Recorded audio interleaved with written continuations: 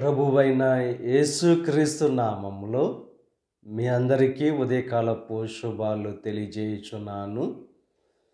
ఈరోజు దేవుడు మనకు అనుగ్రహిస్తున్న అతి శ్రేష్టమైన వాగ్దానము యోబు గ్రంథము 8వ అధ్యాయము 7వ వచనాన్ని చదువుకుందాము.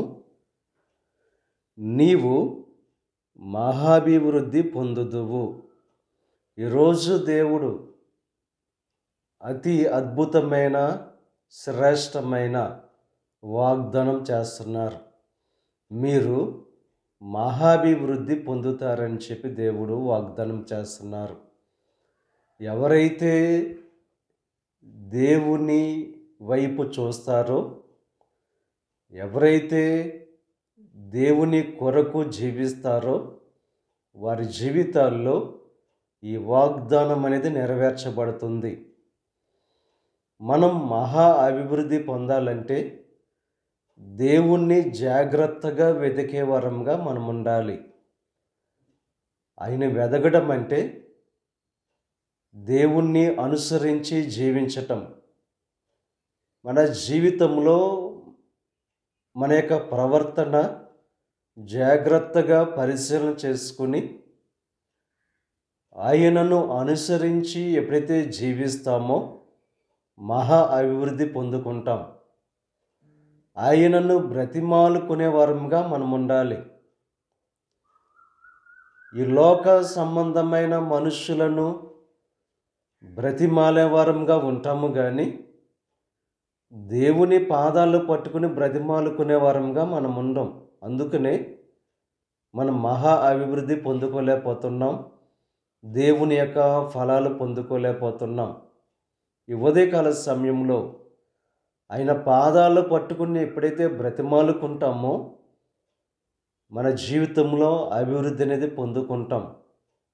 యాకోబు ఒక రాత్రంతా కూడా దేవునితో పెనుగులాడి దేవుని నుండి ఆశీర్వాదం పొందుకున్నాడు.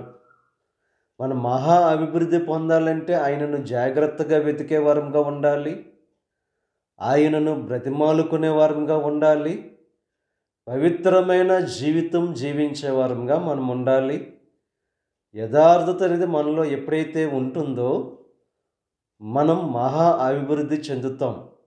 ఈ ఉదయకాల సమయంలో దేవుణ్ణి జాగ్రత్తగా వెతికే వారంగా ఉన్నామో లేదో ఒక్కసారి పరిశీలన చేసుకుని ఆయన బ్రతిమాలుకుంటూ పవిత్రమైన జీవితం జీవిస్తూ యథార్థమైన జీవితాన్ని జీవిస్తూ దేవుడు అనుగ్రహించే ఆ మహా అభివృద్ధిని పొందుకోవడానికి మనం ప్రయత్నం చేయాలి. ఎప్పుడైతే ఆయనను జాగ్రత్తగా వెతికే వారంగా ఉంటామో, ఆయనను బ్రతిమాలుకునే వారంగా ఉంటామో, పవిత్రమైన జీవితాన్ని జీవించే వారంగా ఉంటామో, యథార్థమైన జీవితాన్ని జీవించే వారంగా ఎప్పుడైతే మనం ఉంటామో అప్పుడు ఆయన మన యందు శ్రద్ధ నిలుపుతాడు.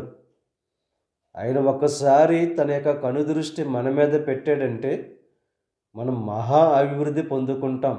ఉదయకాల సమయంలో ఆ రీతిగా జీవిస్తూ దేవుని కొరకు జీవించేవారుగా ఉంటూ ఆయనను అనుసరించేవారుగా ఉంటూ దేవునికి ప్రార్థించేవారుగా ఉంటూ పవిత్రమైన జీవితాన్ని జీవించేవారుగా ఉంటూ యథార్థమైన జీవితాన్ని జీవించేవారుగా ఉంటూ ఆ మహా అభివృద్ధిని పొందుకోవలసిందిగా ప్రభు పేరట మిమ్మల్ని కోరుచున్నాను. దేవుడు మిమ్మల్ని దీవించి ఆశీర్వదించి మహా అభివృద్ధి కలుగుజేయునుగాక.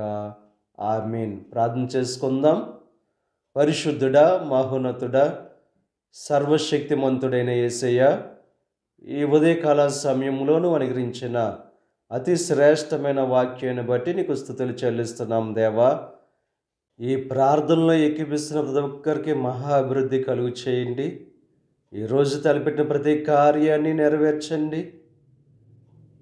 వారి రాకపోకల్లో నీకు సహాయం అనుగ్రహించండి.